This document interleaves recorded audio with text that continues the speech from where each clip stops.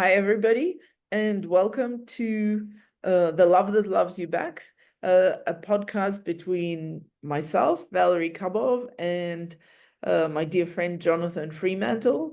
I'm an artistic miscreant, otherwise known as a self-described third-generation art professional, who's currently raising a fourth-generation art professional, born in the depths of the Pale of Settlement in the former Soviet Union, and partly raised in Australia, lived and worked in London and Paris, and 15 years ago, by a quirk of fate, relocated to Zimbabwe, where I'm the co-founder of First Floor Gallery Harare, trying to figure out life, education, art, and predominantly love of art as life goes on.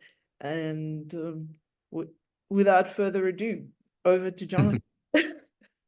Thanks, Valerie. Yeah, Jonathan Fremantle. I grew up in Cape Town and studied in London. I did a long apprenticeship in fine art in the old sense, and have been more making art in one way or another ever since then. I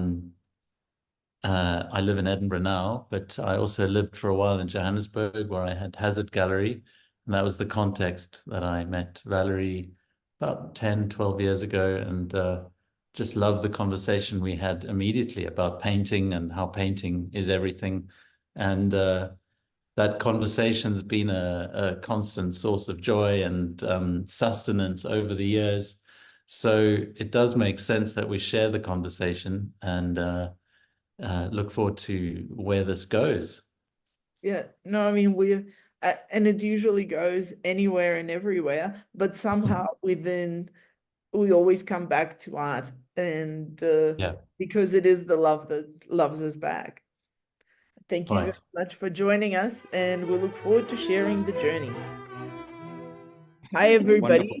So today we're having off the bat a slightly different experience because Jonathan had an artist emergency, and artists do have emergencies. Who knew? Who knew? Even though it's not a life and death situations, but there are artist emergencies. One of those involving an actual deadline. So I'm having to fly solo, but I feel a little bit privileged to welcome Lawrence Lamaoana as a guest on the pod, because quite frankly, I've been both Jonathan and I have been massive fans of Lawrence, and he's going to blush because he's probably one of the most quietly, humble people I've met, but an extraordinary artist. I've been familiar with your work for like probably more than a decade. How would you describe your practice?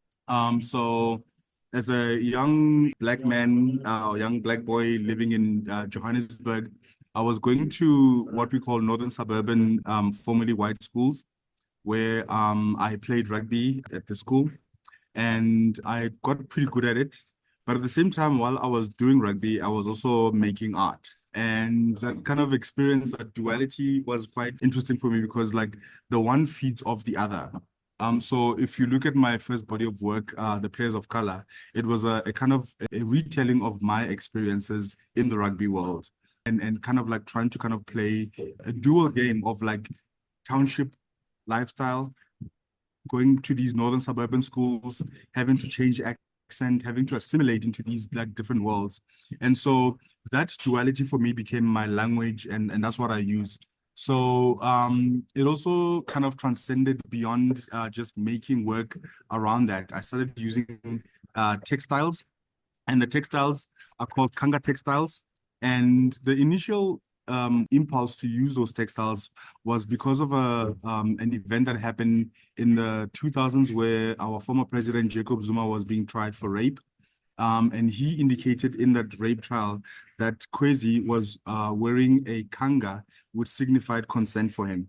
And so for me, that was like a really interesting kind of process of, we call it appropriation in art, but also it's this kind of idea of like this man knowing a particular form of communication and then applying it in the court system or in the law system, and also kind of asserting his kind of Africanness in it, even though it's a very, what do you call it, selective choice of Africanness.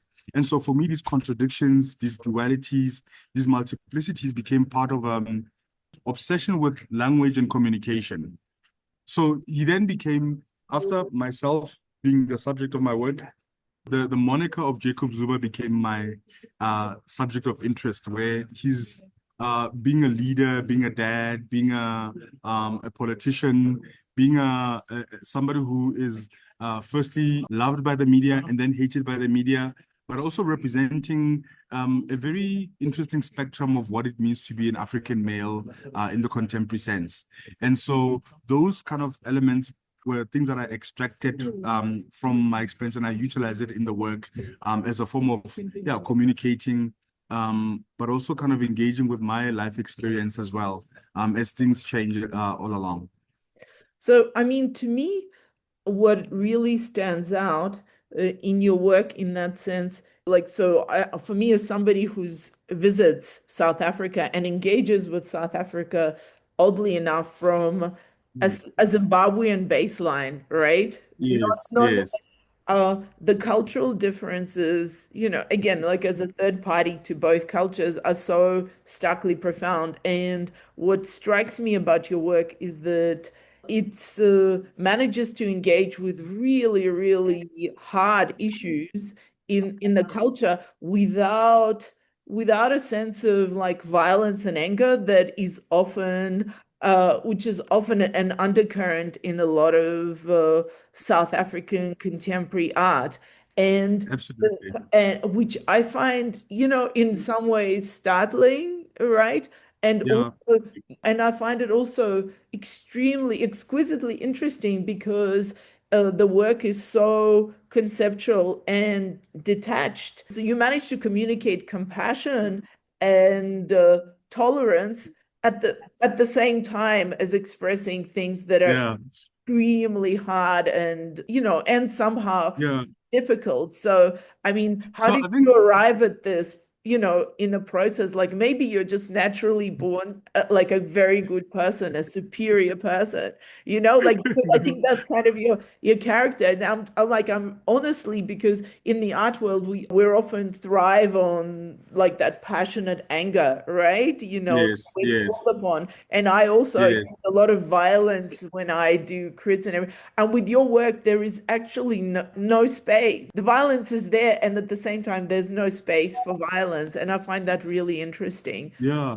I mean, I think for me, there's multiple layers to, simple kind of like idioms, for example.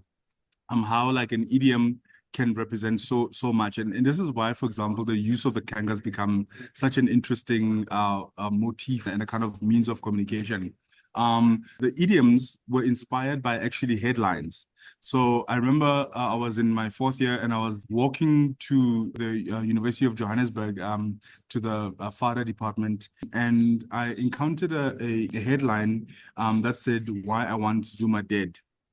And I was quite interested in the ways in which these headlines have got like a way of affecting you without you realizing it. It's almost like a subconscious assault on the body or on the mind without actually realizing it. And it's the same kind of feature happens in, for example, when you kind of take a drive from one part of Johannesburg to another, listening to the radio, especially morning radio, where you get jam-packed with like information. The DJ has got a way of levering your mood depending on what station you're listening to. And for me, those subconscious kind of assaults became part of a form of communication that like could be stuck in 8 words. And that's usually where the headlines are. And then I leaned into not only just idioms and how they function, because they could mean multiple things. This is also how newspapers operate. So the headline is a kind of like a PR thing or an attraction to a bigger story. But like giving you just enough for you to kind of feel agitated.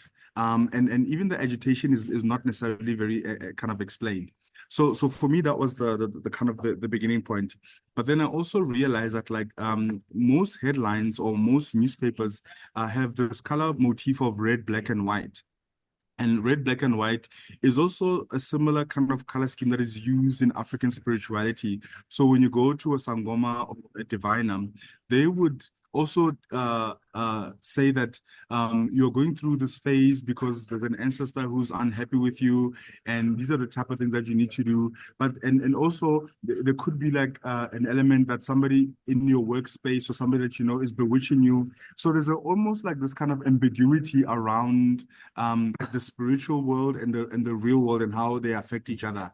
And so for me, that became a tool to kind of like utilize. So the newspapers, the kind of like African spirituality, but also the Kanga as a form of communication. The other part that for me became interesting was how text and textile have got the root word of weaving in a kind of like a European language, I think in either Latin or Greek. And so for me, that was really an interesting kind of like way of weaving stories. So the kind of ways in which you can isolate these words and literally punch somebody without them realizing that they're being punched. And so for me, I also try to not be didactic with the violence. That like one person's violence is another person's pleasure. One person's pleasure is another person's violence. And so for me, that's how these works operate. But the other part is that like I also see the Kangas as kind of like a portal into the spiritual world, right? A subversion of our reality, but a mirror of it at the same time. I was working on a paper that looked at the Black Square of 1913. The The Malevich. Black Square, Malevich, and it was a really, really interesting work because I think in about 2015, the artwork was scanned, and underneath the scanning, there was a racist statement in the white part of the painting that said, blacks fighting in the dark. And then I realized that like there's actually that motif exists in many places. So there's a French artist who used the same kind of like motif, and he said like Negroes fighting in a cellar at night. And so for me, it was this kind of finding oneself in places that like aren't necessarily visible. It's almost like you camouflage into the darkness. The follow-up to that was the series of works called Tadli by Fontana, where he cuts the canvas. And for me, that was an interesting kind of like follow-up to these thoughts because in the work, he basically cuts the canvas and opens almost like a portal into this dark space or this infinity, which I find Malevich's work there, right? But then one of my heroes, Johannes Pokela, made a comment on Fontana's Tagli where he created the kind of visceral levels of these other space, and he locates that dark space as Africa.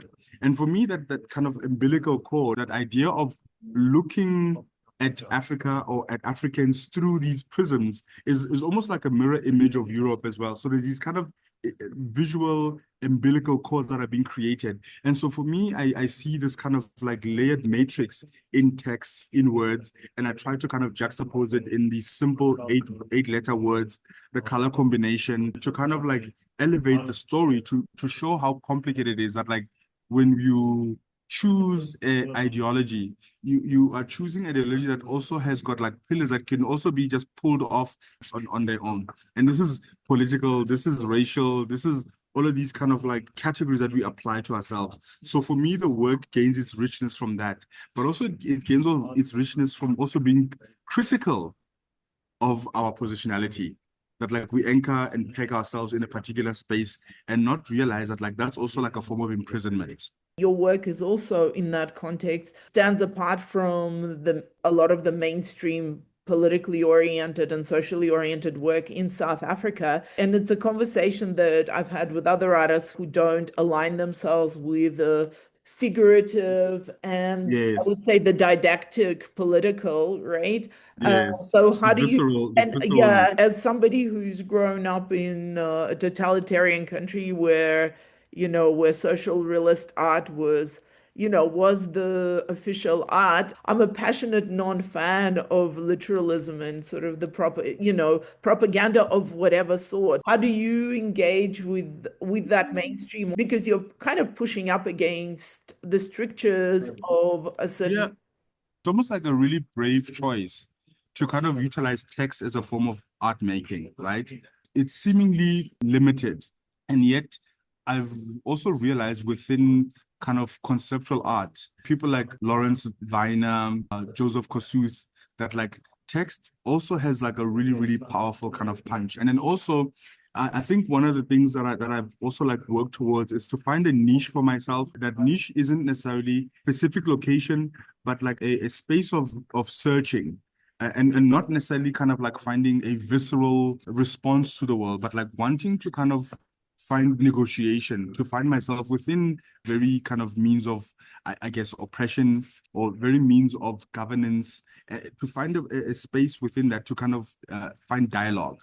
And I think for me, there's an ease that comes with like doing a portrait of yourself isn't necessarily good for art. It's like art needs its complexity. It needs its kind of like layering. It needs its metaphoric kind of elements. It needs its kind of otherness to make itself grow, to expand. And so for me, I really engage in like work that like is not just about the kind of surface, but about the depth of like the situation. And I take it back to, for example, the Jacob Zuma narrative of the rape trial, where he was very kind of aware of the fact that like kangas aren't gonna necessarily be understood by the mainstream media, that they're gonna take the first layer of these works.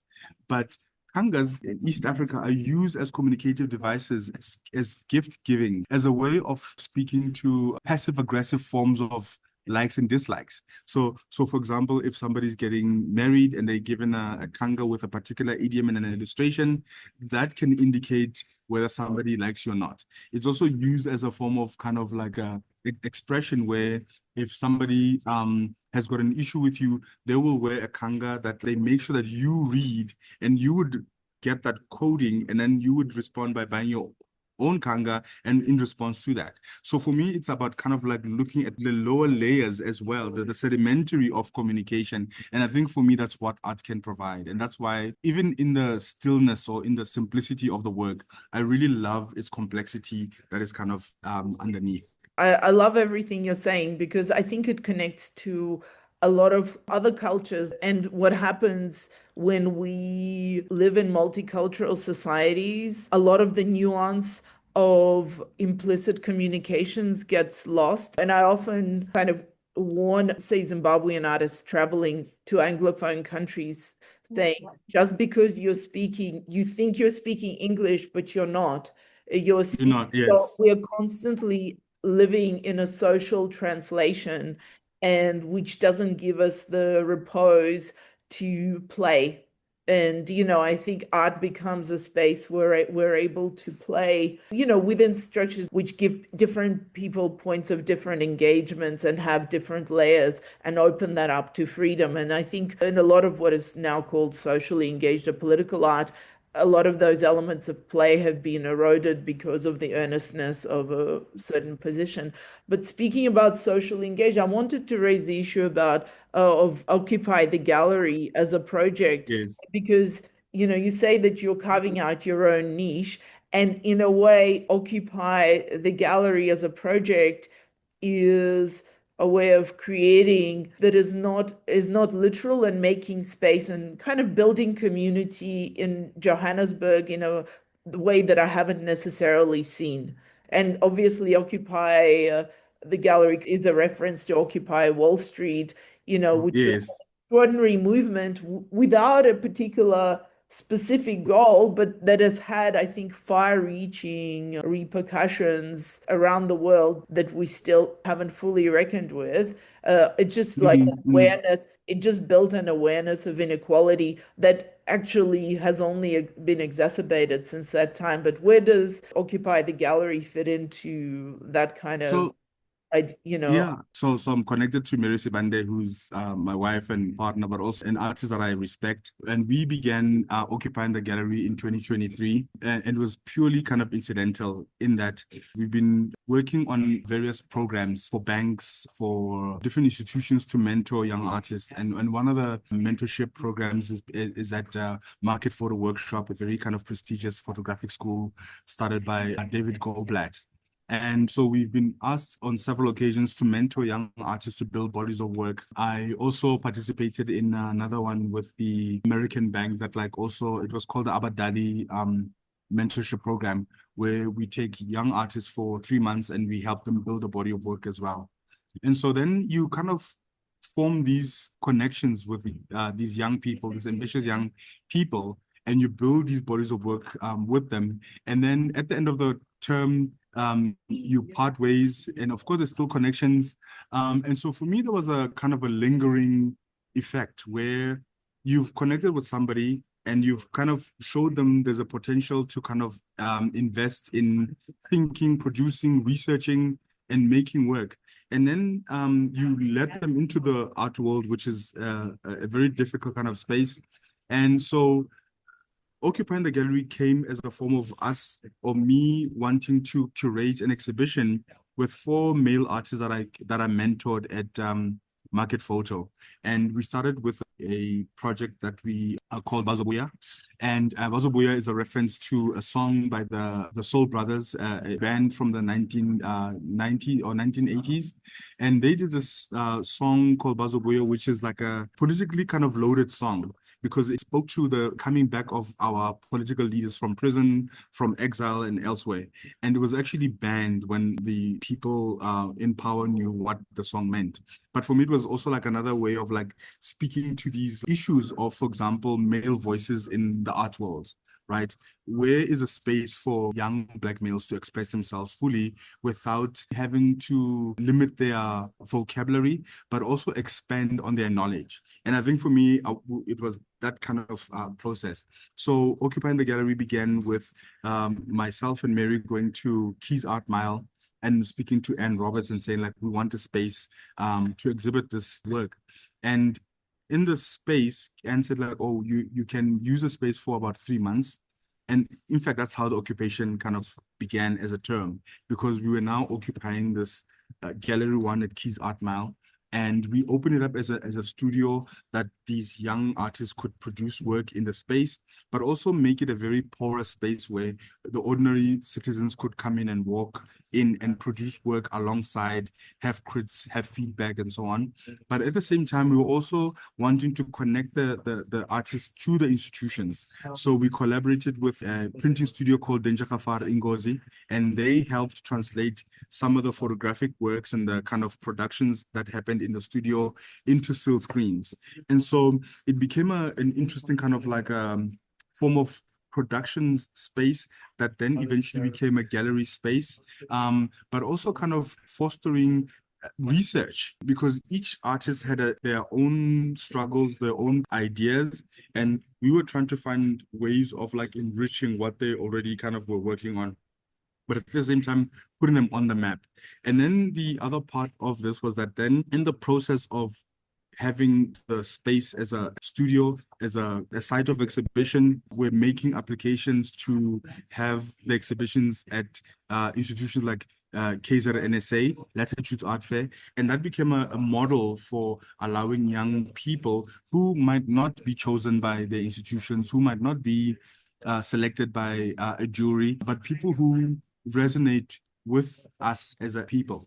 And then in 2023, after several occupations at spaces such as Narok's Sculpture Park, they have a lab there where it was almost like a residency. We also occupied IFAS, or the French Institute, in Johannesburg, then also invited an artist and a curator from Paris to come and do a masterclass, and then we did a project together. So basically what we are doing is that like we are utilizing our resources, and I always think about it in terms of an alternative currency. It's not monetary, but it's a way of making things happen, enabling and connecting. And so these artists were paid for by the IFAS to come and stay in Joburg and do a workshop with us and do lectures, which is something that I also do, practical kind of like workshops that Mary kind of undertakes. And then we also work with Musa Anita Kaiser to also kind of like manage the project. So what we do is like we use our resources to connect people. Some of our artists have also won awards. They've also gone on to work with David Crute Printing Studios as well. It's generally about enabling people and kind of connecting young people, but also occupying. So the occupation is not necessarily in the traditional sense of like forcefully, it's about negotiation. It's us using that currency to negotiate with institutions to allow for a space in the institution or in a corporate to make work. I mean, I think in a way, what it sounds like, those, again, less occupation, but space creation. And also, it seems that you're very consciously sort of addressing the fact that the gallery system, say in South Africa, is not an ideal space. Let's just call it that. Like Yes, yes, physically and functionally, and also thinking that potentially the academic space is also not an ideal space. It has certain limitations.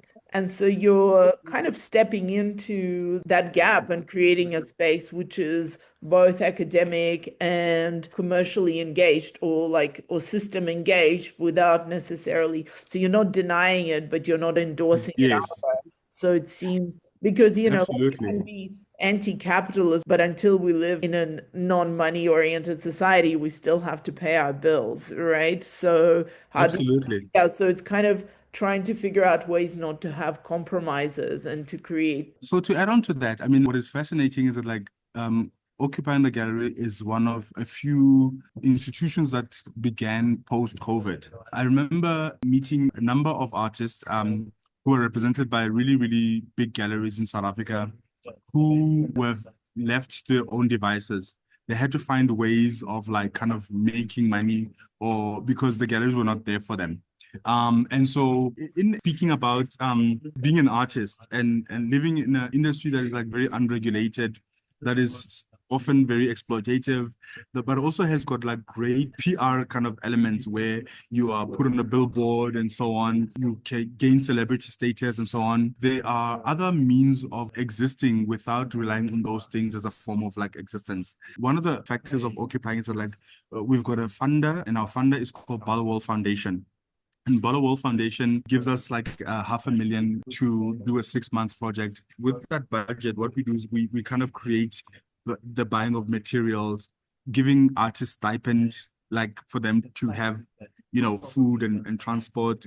We also kind of apply for funding from the National Arts Council. They've given us 100,000 before. And for me, what I think is important is to demystify what success means in the art world, right? There's a kind of like a level of, I guess, protectionism and unporousness about information of how certain kind of things happen. And it's this hogging that, like, for me, limits our creative potential. So even within the groups are not necessarily, we don't do a call out for artists to come and participate. We bring people in, they come to us. We engage with people who might, have an ambition that like cannot know how to realize it. So we work through the process, not only just from a technical perspective, but from an intellectual perspective, from a research perspective, from an emotional perspective, so that they really kind of like invest in what they're doing. So that's how we operate. And then the context of occupying also kind of like is about, I guess, as I said, like enabling people who might not be chosen, who might not be sexy enough, who might not be part of the alphabet community, who might not be sellable, but have got the platforms to kind of make work and be expressive. I think you raised like a really potent issue. I think in contemporary art, and we have spoken about it before, this kind of celebrity cult that we've bought into in contemporary art, which is very much the same as pop industry, like pop music, where even pop music is suffering from the fact that, like, if you look at 1970s, you could see that in pop music today, you're not allowed to be older and you're not allowed to be ugly, right? But Yes, yes, and we've bought into that. And I remember vividly when that whole cult of celebrity started in contemporary art, and I think it started with YBAs, with young British artists, when they started yes, in newspaper headlines and started being photographed in the social pages. And that was like, I think that was the beginning of the end in some ways, because artists for the first time were being seen, outside the studio, which is a very private space, and artists usually are not communicators that like they communicate through art. That is the whole point. Yes, absolutely. They had to adopt some kind of an external personality. And I think you're raising that point where not everyone who, like, I also believe that the best artists are usually not the best communicators, like in words, because if they wanted to communicate with words, they would, right? And I find that extraordinary, the level of pressure that is put on artists to look good and, to pose and, in meaningful poses on Instagram. It's really extraordinary. And also, like speaking of the alphabets, I'm kind of curious about you raising the issue of, young male artists. I think not just in South Africa, I mean, that has been kind of an undercurrent, that has been exploited by a lot of sort of right-wing kind of pundits and things about disaffected males because how do you present yourself without apology, right? The idea is Yeah, you're kind of the original sin of being a male, as it were. absolutely.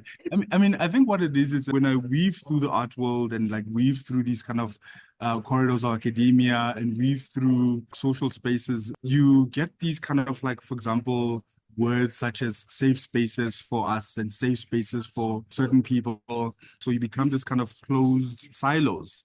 And so for me, there is a problem where the idea of letting an idea percolate and allowed to ventilate becomes stifled because you are gonna be offensive. And I don't encourage young artists to be offensive or to kind of like be gross or anything, but I often want to highlight that like maybe what you need to do, just as everybody else, you need to vomit the idea out and let it out in your studio, in your environment, in its kind of original kind of context, and then you pick and really focus on these kind of like issues. So for me, I think what then happens is like, first of all, occupying is not necessarily like it began with these four male artists, but it grew out into mentoring young women as well, young artists, young female artists as well. We don't restrict, is what I'm trying to say, but allow for people to be expressive.